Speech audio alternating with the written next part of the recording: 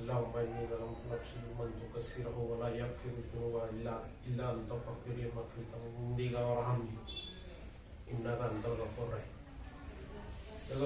ही रहम कर जाना हम सब। सबसे बड़ी बात तो इंसान को जब अल्लाह ने जब भेजा तो इसलिए भेजा कि हमको जो है अल्लाह की बताए हुए रास्ते में हमको चलना, अल्लाह ने जो हुक्म किया उस पर चलना और नबी के तरीके में चलना, ये हमारा पहला मकसद है। अब एमपीजी का मकसद भी क्या है कि वह जो हमारे नबी ने और अल्लाह ने जो बताए वो रास्ते पे चलना हमको। अब दूसरा रहा कि भाई दुनिया के हिसाब से हमको जो है एमपीजी जो है एक राजकारण भी करती है। अब मैं मेरे राजकारण के मुद्दे पे आया था क्योंकि इस्लाम की और इसकी बात मेरे बताना बस की बात नहीं है, क्योंकि ये तो उलमा काम में मैं टूटे फूटे अंदाज में 2-4 शब्दों मैंने आपके सामने बोल दिया। अब एमपीजी जो है पूरे भारत के अंदर इसकी संगठना, लेकिन अपने महाराष्ट्र के अंदर भी बहुत जोर और शोरों से जो है तो काम चालू है। अब हमारे पास जो है पीछे 10 तारीख से लेके नहीं 26 तारीख से लेके तो ये 10 तारीख तक एक मुहिम थी, बंधुता अभियान। अब बंधुता अभियान बोले तो क्या, अभी बहुत से लोगों के हमारे मुस्लिम समाज के बहुत से भाई हमारे इसको बंधुता अभियान बोले तो क्या है समझ में आना जाना मुश्किल है, और कुछ लोग इसको समझ जाते हैं कि बंधुता अभियान का मायने क्या है। इसके मायने है भाईचारा। अब भाईचारा बोले तो हमको जो है इस देश में रहते हम भारत देश में, अब भारत देश के अंदर जो नियम गवर्नमेंट की है वो नियम को हमको पालन करना भी है। अब बहुत सारे पक्ष अलग अलग है, अपने अपने हिसाब से जो है तो सब काम कर रहे हैं, लेकिन दूसरे पक्षों से हमारा जो संगठना है ये थोड़ी जरा अलग है और जरा हटके। अब हटके ऐसी है कि इसके अंदर सच्चाई, ईमानदारी और अल्लाह ने हमसे राजी हो जाना, इस तरतीब से एमपीजी का जो है तो काम चलता। यानी कि गवर्नमेंट अगर भ्रष्टाचार करती है तो एमपीजी का काम बनता है कि उस भ्रष्टाचार को रोका जाए, और उसके साथ में कोई अधिकारी काम नहीं करता तो वो अधिकारी के ऊपर भी जो है तो हम एक्शन ले सकते हैं। अगर वो गरीबी अरे मतलब बंधुता, अब बंधुता बोले तो क्या बंधुता के ऊपर हमको एमपीजी को काम करना है। अब बंधुता के अंदर जो है तो बहुत सारे अलग अलग जो है तो काम आते हैं, जैसे कि वह उसकी मदद करना, एक इंसान की जो गरीब है बेचारा उसकी मदद करना, जो बेवा है, मिस्किन है, जिसको नहीं समझता राजकारण, किसी को जो है तो राजकारण से बहुत दूर है, तो ये एमपीजी उसी के आधार पे उनको उनकी मदद के लिए जो है तो यानी राजकारण में उतरी। अब राजकारण में उतरी तो ये नहीं है हमारे को किसी से मतदान मांगना नहीं है, किसी से वोट मांगना नहीं है, किसी वार्ड में खड़े नहीं है, कोई हमको चुनाव करना नहीं है, ये एमपीजी का मकसद है। लेकिन हमारे को एमपीजी के थ्रू जो है लोगों को न्याय दिलाना, उनकी मदद करना और लोगों को इंसाफ दिलाना। जैसे कि यहाँ लिखा हुआ है, गरीबी भीख देने से नहीं हक दिलाने से दूर होती है। अब सोचने वाली बात है कि गरीबी कब दूर होंगी, कि हम अगर किसी को भीख दे रहे तो उससे गरीबी दूर नहीं होने वाली, लेकिन हम किसी को हक दिलाने में उसकी मदद करते तो उसकी गरीबी दूर भी होंगी, देश का फायदा होगा, समाज का फायदा होगा। और इसी तरह जो है हमारे को लोगों की मदद करना है। अब ये इरादा और ये दिमाग में हम अगर रखते हैं कि वे हम लोगों की मदद करने वाले बनेंगे, लोगों का साथ देने वाले बनेंगे, तो मैं समझता हूं कि हमको अल्लाह ताला तरफ से बिल्कुल मदद मिलने वाली है। और ये मदद हमारे लिए हमको यहां नजर नहीं आएगी दुनिया में, लेकिन मरने के बाद में अल्लाह ताला हमारे सामने यही खजाने हमारे सामने पेश कर देगा कि ठीक है, सारे इंसान अलग अलग काम कर रहे हैं। हमारे पास उलमा जो है कुरान की बात बताने को वो बता रहे बरोबर, अरे अल्लाह और अल्लाह रसूल की बात बरोबर बता रहे। राजकारण वाले अपने मतलब के लिए राजकारण करते। अब वो राजकारण कैसा करते मतलब के क्या आज हमने देखे बहुत से लीडर, आप हमारी समझो 53-54 साल की उम्र हो रही, बहुत से नेता को देखे, अगर एक लीडर समझो बन गया जिसको हमने मंत्री अपनी जिंदगी के अंदर समझो वो एक दफे बन गया, तो फिर अगर कभी समझो वो गिर भी जाता तो दूसरे को भी अपने उसी को भेजे तो वो भ्रष्टाचार करे बिगर रहता नहीं समाज की वो मदद करता। अगर उसके पास कोई समाज अगर मांगने को भी जाता मदद, तो उसके पीछे इतना भांडवल, इतना काम बढ़ा हुआ रहता कि वो अगर सोचता भी होगा कि मुझे इनकी मदद करना है, लेकिन उससे मदद नहीं होती है। तो इसी तरह से छोटी छोटी संगठन जो है, एमपीजी जो है, हमारे जो बड़ों ने, बुजुर्गों ने जो इसको चलाए और इसको चलाने की जो कोशिश कर रहे हैं कि वह हमारी बात जो है लोगों तक पहुंचना और लोगों ने जो है इसके ऊपर अमल करना। तो एमपीजी का संगठन जो है इसको जो है बढ़ाने का काम कर रहे हैं। अब ये जो है इसके अंदर पूरे महाराष्ट्र के अंदर अभी ऑनलाइन तो मुझे ज्यादा समझता नहीं, ऑनलाइन के ऊपर भी इसका प्रोग्राम आता। मैं कम से कम महीने में 2 वक्त जो है तो मोबाइल के ऊपर बैठता और उसका प्रोग्राम देखता। उसके अंदर ऐसे ऐसे लाइक लोग हैं, ऐसे ऐसे बड़े बड़े लोग हैं, क्या वहां पे हम मेरी अक्ल भी नहीं काम कर रही। एमपीजी को सिल्लोड़ में कोई पैसा अंदर नहीं, लेकिन पूरे महाराष्ट्र के अंदर काम चालू है। अभी देखो जलगांव के अंदर धरने आंदोलन हुआ बड़ी तादाद के साथ, उसके बाद में नांदेड़ को हुआ, उसके बाद में बहुत जगह जो है तो ऐसे प्रोग्राम होते और धरने आंदोलन होते एमपीजी की तरफ से। उधर लोग जो है तो उनको पहचानते भी, और एमपीजी है बोल के संगठन बोलकर लोग जो है तो अपने उसको जो है तो उसकी मदद भी कर रहे हैं और उसमें संगठित भी हो रहे हैं, उससे जुड़ रहे भी।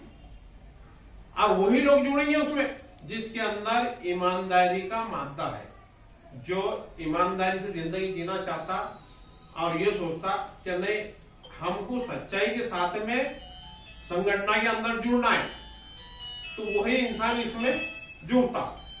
उसको दुनिया से कोई लालच ही नहीं है। वो बोलता है मैं जो है किसी भी तरह इंसान की जो है तो मदद करूं और इस मदद से जो है तो मैं लोगों को फायदा पहुंचाऊं। यही हिसाब से जो है तो लोग उससे जुड़ रहे हैं। फिर उसके अंदर जो है कार्ड के अंदर कई भ्रष्टाचार है, राशन कार्ड के अंदर। तो राशन कार्ड में जो भ्रष्टाचार जो होता है वो एमपीजी है तो उसके अंदर मोबाइल के अंदर एक ऐप है, वो ऐप के थ्रू जो है तो डायरेक्ट जो है तो अपना पूरी जनता में और पब्लिक में जाती और वो पूरा मार्गदर्शन जो है तो करती है कि तुझको अनाज कितना मेड़ा, कैसा मेड़ा, ये सारी बातें। जो दुकानदार माल नहीं देता, एमपीजी वहां जाकर उस दुकान को बोलते कि भाई तेरे पास इतना माल मिल रहा, फिर तू इनके गरीबों की मदद करना, उनको जाके समझाते। फिर उसके बाद में शिक्षण के ऊपर मदरसों के अंदर बहुत बुरे हाल है हमारे मदरसों में। अब उर्दू मीडियम जो स्कूल है, हम तो देख रहे टीचर लोगों को बहुत सारी पगार गवर्नमेंट दे रही और बहुत सारे जो है तो वो पगार भी उठा रहे, लेकिन जो बच्चा हमारा जो है जिस तरह से उसमें शिक्षण हासिल करना उस तरह से वो शिक्षण नहीं हासिल कर रहा, वो बिल्कुल अनपढ़ और जीरो रह रहा। फिर हमारे समाज में ऐसा माहौल भी बनाया कि हमारा बच्चा अगर पढ़ के आ रहा तो कैसा पढ़ रहा, क्या पढ़ रहा, उसकी किताब लेके उसकी उसकी जो चौकसी करे, उसको देखे, उसमें ये भी नहीं हो रहा। फिर हमारे बच्चे पे ख्याल नहीं दे रहे, फिर बच्चे भी गफलत पे चढ़ रहा। फिर दूसरा, टीचर भी जो है वो भी जो है अपने बच्चों को नहीं पढ़ा रहे, तो टीचर भी गफलत कर रहा। तो आप इस पे ना अंदाज लगाओ कि जब हमारे समाज में जब लोग अनपढ़ और जाहिली रहेंगे तो हमारा विकास कैसा होगा, हमारी तरक्की कैसी होगी, हम आगे कैसे बढ़ेंगे। तो इसलिए आज का जो दौर है तालीम का दौर है। तालीम बहुत जरूरी है और तालीम एक ऐसा हथियार है कि दुनिया के कोई भी काम में वो काम आता। वो हर जगह जो है तालीम के जोर पे अपने काम करता और अपने काम को हासिल करता। कब करता हो? तालीम के जोर पे। और उसको जो है हर फील्ड में जो है आने की जरूरत है। हर फील्ड में रहो। मैं बोलता राजकारण भी करो, उलमा भी बनाओ, तालीम भी हासिल करो, वकील बनाओ, बैरिस्टर बनाओ, तहसीलदार बनाओ, कलेक्टर बनाओ। ये सारे जो बातें हैं, अगर ये हम अगर कभी फिगर से कर सकते और करेंगे इंशाअल्लाह, तो हमारे समाज में बहुत बड़ा फायदा होगा। अब दूसरी बात है कि हम बोलेंगे साला नहीं, हमारे को नौकरी नहीं मिलते, हमको हमारा जो है तो कामयाब नहीं होते हम। ये बात हमको सोचना ही नहीं चाहिए। हमको तो ये सोचना कि हमको नौकरी मिले और ना मिलो, हम कामयाब हो ना हो, लेकिन जो बच्चे को हम तालीम दे रहे हैं वो बच्चा मेरा लायक बने, वो 4 जनों में उठने बैठने के लायक बने, लोगों की मदद करे, लोगों को फायदा पहुंचाए। ये सोच के हम माँ बाप को भी जो है तो उसको तालीम देने की जरूरत है। अगर हम ये करते तो सबसे पहली बात कि अल्लाह उससे राजी होता। तालीम कोई मामूली बात नहीं है। तालीम जो है बहुत बड़े मायने रखती। अब हमने जैसा वह आदम अलैहिस्सलाम पहले ही इंसान है दुनिया में आने वाले और मां हव्वा, तो आदम अलैहिस्सलाम ने भी उनकी जिंदगी में अल्लाह ताला से जब हुक्म हुआ कि आदम अलैहिस्सलाम को हुक्म हुआ कि तुम्हारी कौम में, तुम्हारी औलाद में दीन की दावत दियो, इल्म सिखाओ। कहां से मिला ये? आदम अलैहिस्सलाम ने भी उसी पे दावत दी। आखिरी नबी हमारे हुजूर पाक सल्लल्लाहु अलैहि वसल्लम 1,24,000 अंबिया अलैहिस्सलाम इस दुनिया में आए और सबों ने एक ही दावत दी, वो है कुरान। कुरान पढ़ो, समझो, लोगों तक पहुंचाओ, अपनी आल औलाद को भी समझाओ, अपनी आल औलाद को भी पढ़ाओ और खुद भी अमल करो। ये तालीम आदम अलैहिस्सलाम से लेके तो हुजूर पाक सल्लल्लाहु अलैहि वसल्लम तक। अब हुजूर पाक सल्लल्लाहु अलैहि वसल्लम ने देखे नहीं, गारा हिरे के अंदर अल्लाह ताला ने जिब्रील अलैहिस्सलाम के जरिए से गारा हिरे के अंदर एक आयत भेजी, इकरा। अब इकरा का मायने क्या है? पढ़ो। तो वहां से हमको तालीम मिली। कहां से मिली? 1450 साल पहले से मिली तालीम, नबी के जमाने से। मेरे प्यारे नबी मोहम्मद मुस्तफा सल्लल्लाहु अलैहि वसल्लम का बहुत बड़ा एहसान और करम है हम पे कि जिसने हमको ये तालीम देकर जो है इस दुनिया में अल्लाह ने हमको उतारा। ये हमारे लिए कोई मामूली बात नहीं है, बहुत बड़ी बात है ये। तो ये जो है कोई मामूली बात तुम्हारे हमारे लिए नहीं है। तो अब हमको जो है ये तालीम पे भी जोर देना है। और हमारा जो अभियान जो चल रहा है एमपीजी का, अब बहुत से लोगों को समझ में आता है कि एमपीजी क्या है।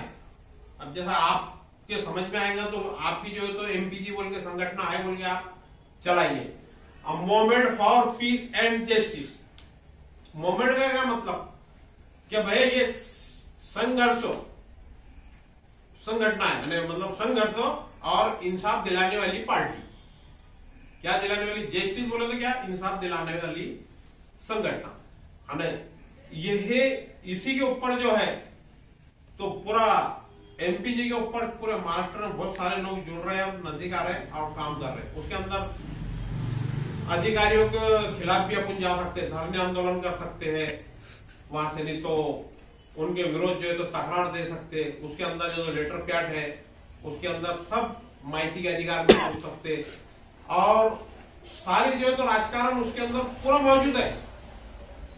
लेकिन किस लिए? हक मांगने के लिए। हमारा हक जो है तो एमपीजी का काम है कि गवर्नमेंट की स्कीम जो है तो गरीबों तक पहुंचाओ, गरीबों तक का जो है तो अपनी उनको समझाओ, उनको बताओ। तो यही जो है एमपीजी का काम है। तो मैं आप सबसे यही बोलूंगा है, एमपीजी से जो है तो जुड़ने की कोशिश करो ताकि अल्लाह आपको समझ दे और एक सच्चाई की तरफ और एक ईमानदारी की तरफ संगठन में जोड़ने की कोशिश करो। ये मैं आपसे बात करता हूँ। आपने जो है मेरे बुलाने पे जो है तो आए, मुझे मान सम्मान दिया, मैं आपका सबका शुक्रिया अदा करता हूँ। और इसके बाद